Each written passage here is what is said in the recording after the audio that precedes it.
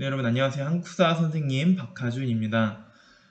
네, 오늘은 일제강점기의 전반적인 우리나라 사회의 모습이 어땠는지를 살펴보는 시간을 가지도록 하겠습니다. 여러분 교과서는 196쪽을 펴면 되겠습니다. 196쪽부터 살펴보면서 일제강점기 당시에 이제 어떤 사회 모습의 변화들이 있었는지 한번 살펴보도록 할게요. 자, 일단 첫 번째로 보는 건 이제 도시화를 이야기할 수 있죠. 선생님, 우리 사회 시간에 산업화랑 도시화가 우리나라에서는 1960년대부터 본격적으로 시작됐다고 했잖아요. 네, 맞아요.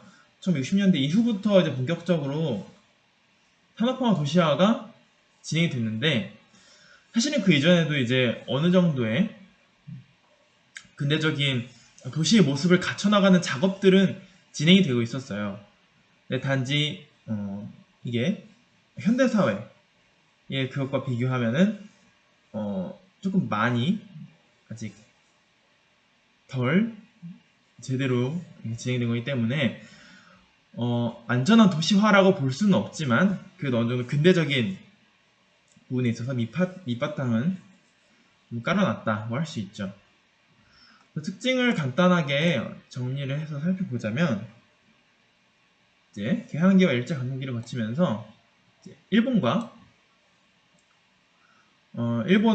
교역량이 늘어나게 되죠. 이제 일본의 상품이 조선으로도 들어오고 조선에 이제 여러 상품들이 또 일본으로 유출되면서 이런 오고 가는 상품들이 늘어나다 보니까 일본과의 교역량이 늘어나면서 군산이나 목포 같은 이제 항만 도시, 항구 도시들이 발달하기 시작했다. 또 밑에 보면은 이제 함흥, 청진 등 이제 한반도 북부 지방의 공업 도시들이 있는데 그 도시들도 어떤 공업의 발달에 따라서 빠르게 성장했다. 이 정도만 여러분이 알고 있어도 되겠습니다. 그래서 일제강점기를 거치면서 어느 정도의 발전이 진행되긴 했다라는 점. 그렇지만 그것도 이제 발전이 됐다고 해서 꼭 다 좋은 건 아니죠. 결국에는 이런 조선의 어떤 발전 작업이 이루어지는 거는 다 일본이 식민 통치, 또 군사기지화 작업을 또 유리하게 진행하려는 부분도 좀 내포되어 있었기 때문에 마냥 이런 우리나라의 도시화가 근대화가 진행된 게 마냥 좋은 것만으로는 생각할 수 없겠죠. 그래서 다 여러 가지 면으로 살펴볼 수 있다는 거 알아두면 되겠습니다. 자, 그리고 또 197쪽에 보면은 이제 대도시를 중심으로 이제 여러 그 1900, 특히 20, 30년대에 그때만의 대중문화 형성에 대한 이야기를 하고 있죠. 이제 서양 문화가 또 계속 근대화를 거치면서 유입이 되면서 여러 가지 방면에서 대중문화가 발달하기 시작했고, 교과서에도 나와 있지만 소위 모던보이, 모던걸이라고 해갖고 쉽게 말하면 요즘 뭐 신세대를 이제 당시에는 이런 식으로 표현을 한 거죠. 그래서 다양한 대중문화의 형성이 시작이 됐다라는 점, 뭐 여러 대중 오락, 뭐 백화점, 쇼핑, 카페, 뭐 세련된 옷차림, 또 스포츠 이런 여러 가지 부분들 우리가 지금 알고 있는 대중문화의 여러 영역들이 요때 일제강점기 요 시기에 본격적으로 이제 자리 잡아가기 시작했다라는 거 여러분이 쭉 읽어보면서 내용을 파악할 수 있으면 되겠습니다. 오늘 그렇게 어렵지 않기 때문에 197쪽도 넘어가고요. 자, 넘겨서 198쪽 보도록 하겠습니다. 198쪽에서 이제 식민지 공업화에 대한 내용도 위에 나와 있고, 자, 밑에 달락에 보면은 이제 농민의 삶에 대한 얘기도 나오는데 여기를 잠깐 좀 보도록 할게요. 198쪽에 농민의 삶에 대한 부분 보면은 우리가 또 배웠지만 일본의 식민지 정책들, 경제적인 정책들 배울 때 연대별로 이제 배웠었던 게 있죠. 1910년대에는 바로 이 토지조사 사업, 그렇죠? 토지조사 사업 1910년대 배웠고, 1920년대는 산미 증식 계획, 산미 증식 계획, 우리나라의 쌀을 수탈해가는 정책, 이 두 가지를 우리가 배웠었죠. 이 두 가지 다 결국에는 이제 농사를 짓는 농민들에게 엄청난 큰 타격을 주었던 정책이기 때문에 이 농민들이 먹고 사는 게 너무나도 힘들었던 시기가 바로 일제강점기입니다. 그러면서 이제 많은 사람들이 소작농, 쉽게 말하면 계약직 농민으로 전락하게 되고, 이제 만주나 연해주 같은 해외 지역으로 거처를 옮기는 농민들도 많이 생겼죠. 자, 그래서 이제 어떤 농민들의 어떤 민심이 되게 안 좋아지고 일본에 대한 불만이 너무 많으시는 말이에요. 그래서 우리가 저번에 또 배웠죠. 농민들이 이제 암태도 소작쟁이 같은 여러 가지 투쟁 활동을 통해서 농민들의 불만을 이제 표출시켰다라는 것. 특히 이제 우리가 30년대 부분 배울 때 또 다루겠지만, 이제 1929년에 세계 경제 대공황이 나타나게 돼요. 그러면서 농민들의 삶이 더더욱 안 좋아집니다. 정말 이제 바닥까지 치닫는 거죠. 그래서 농민들의 불만은 더더욱 심해지고, 그리고 일본도 이걸 그냥 가만히 그냥 내버려 두기만은 조금 힘든 버거운 상황에 이르렀죠. 그래서 일본이 어떻게 하냐면 이런 어떤 민심을 잠재우기 위해서 뭘 진행을 하냐면, 여기에 밑줄을 쳐주세요. 농촌진흥운동이라는 걸 전개합니다. 무슨 운동이요? 농촌진흥운동이라는 걸 전개합니다. 이거는 1930년대 일이에요. 몇 년대? 1930년대 일입니다. 농촌진흥운동. 자, 이거 이제 처음 이 농촌진흥운동을 시작할 때는 농촌에 어떤 지원 같은 것도 하고 여러 가지 정책들을 통해서 초반에 좀 뭔가 농민들의 삶을 좀 안정시키는 것 같아 보였지만, 이게 실질적으로 이제 시간이 가면서 이 농촌진흥운동의 정책들이 농촌에 지원을 한다기보다는 사실상 이 성격이 어떻게 드러나게 되냐면, 여기에 밑줄, 이 빈곤의 책임, 농촌의 상황이 안 좋아지는 책임을 농민에게 돌리면서 열심히 일하고 절약하면 누구나 잘 살 수 있다 라는 식으로 이제 어떤 정신적인 부분으로만 그런 부분들을 강조하는, 그냥 너희 농민들이 그냥 스스로 근검 절약하면서 살면은 문제가 없다, 이런 식으로 계속 끊임없이 강조를 하는 그런 방향으로 농촌진흥운동이 전개되게 됩니다. 그래서 사실상 농민들에게 도움이나 이득이 됐던 부분은 없다라고 생각해도 무방합니다. 알겠죠? 198쪽까지 했고요. 199쪽에 보면은 이제 국의 이주동포의 고난이라고 해서 자료가 좀 나와 있는데, 여기에 있는 부분들 여러분이 한번 쭉 읽어보면은 좋을 것 같습니다. 우리가 지금 이제 대한민국이라는 나라가 온전히 딱 세워져서 그 주권을 이제 문제없이 잘 행사하고 있지만, 이때는 나라의 주권을 행사할 수 없었기 때문에 특히나 해외로 이주한 동포들의 어떤 신변, 어떤 기본권조차도 제대로 보호받지 못하는 상황이었던 거죠. 그래서 그런 되게 열악한 상황 속에서 많은 해외 동포들이 강제 이주 혹은 일본에 의해서 학살과 탄압을 당하게 된 그런 사건들이 바로 여기에 정리가 되어 있습니다.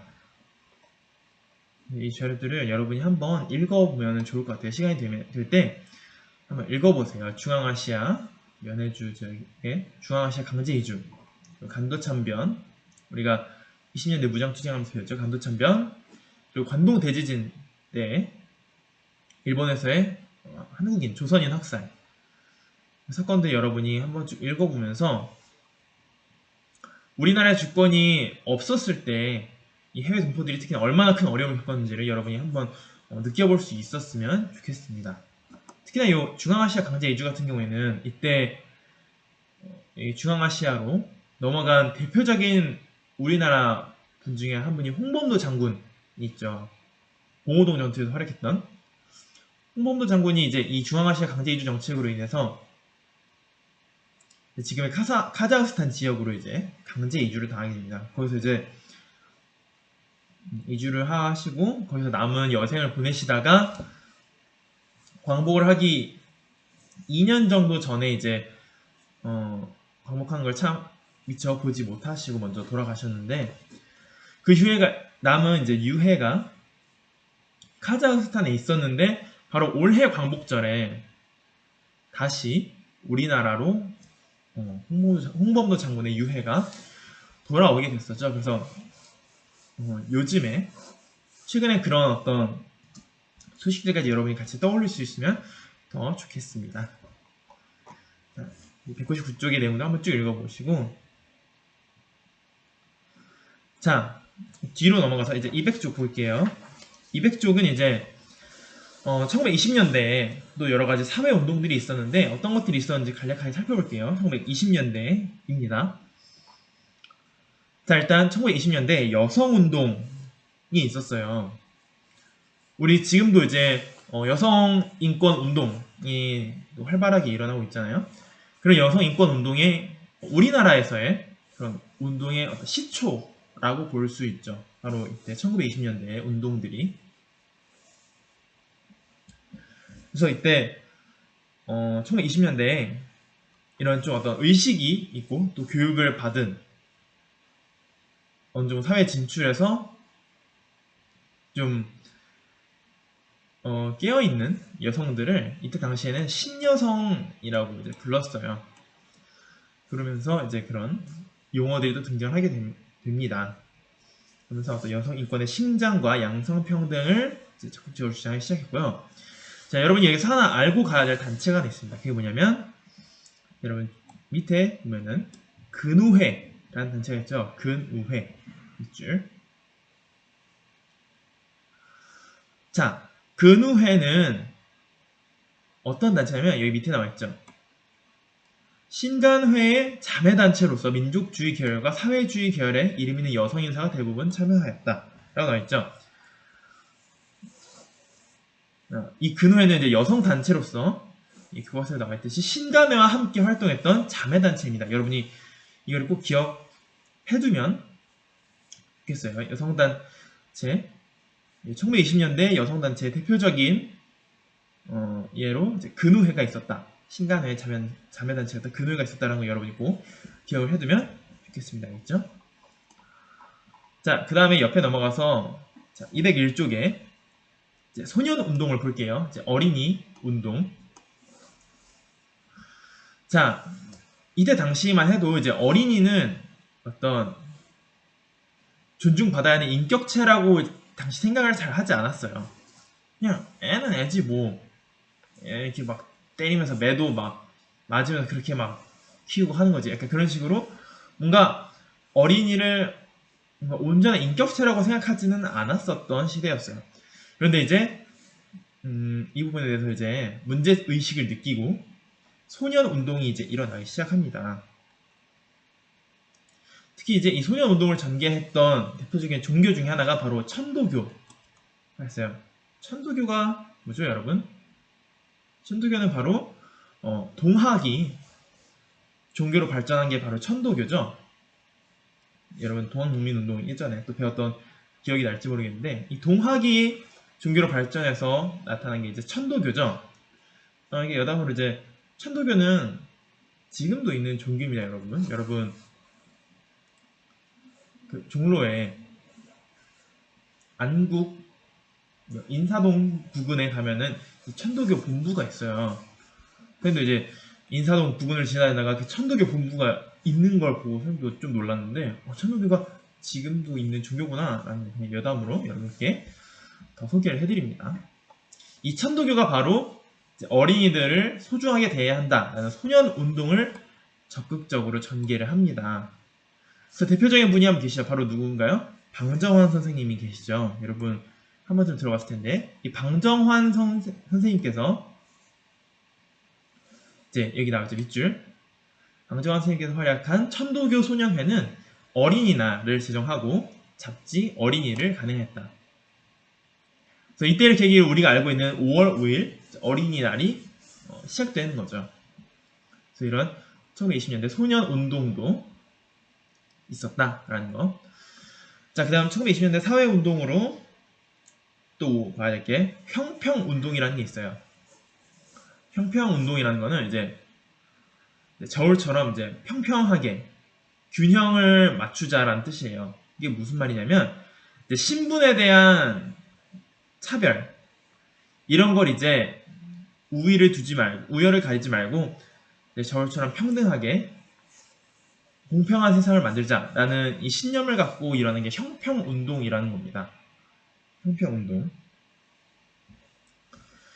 그래서 신분 차별이라고요? 쌤, 신분제는 없어지지 않았어요, 이때? 맞아요. 신분제는 여러분 기억할지 모르겠지만 갑오개혁 때, 특히 이제 1차 갑오개혁 때 바로 신분차별이 법적으로 폐지가 됐었죠. 법적으로 폐지됐지만 어떤 신분에 대한 차별이 이제 관습적으로는 아직 남아있었던 거죠. 특히 이 신분차별에서 가장 큰 차별을 겪었던 계층이 바로 백정이에요. 조선시대 백정은 천민이었잖아요. 천민이었던 백정이 특히나 이런 사회적 차별을 계속해서 갑오개혁 이후에도 차별을 받아왔다는 것. 그래서 이런 백정들을 중심으로 해서 형평운동이 일어납니다. 신분차별을 폐지하자는 거죠. 여기 나와있죠. 밑줄. 백정은 자신들에 대한 차별을 폐지하여 저울처럼 평등한 세상을 만들겠다는 신념 아래 진주에서 조선 형평사를 창립하고 형평운동을 전개했다.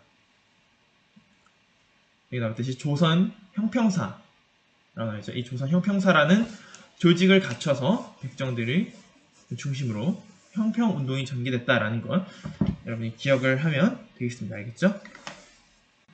추가적으로 선생님이 설명을 하나 하자면 여기 형평운동에 대한 내용을 얘기할 때 나오는 대표적인 포스터가 있죠. 여기 201조 오른쪽에 있는 여기 포스터 보이죠? 이게 바로 형평운동 이야기를 할 때 나오는 대표적인 포스터예요. 이걸 여러분이 좀 눈에 익혀놓으면은 나중에 이 형평운동에 대한 내용 또 문제로 나오거나 할 때 쉽게 구분을 할 수 있겠죠. 이런 포스터까지 여러분이 기억을 해두셔라 말씀을 드립니다. 네, 다음 수업 영상에서는 이제 민족문화 수호운동에 대한 내용을 이제 다루도록 할게요. 자, 이번 영상은 일단 여기서 마치도록 하겠습니다. 여러분 수고했습니다.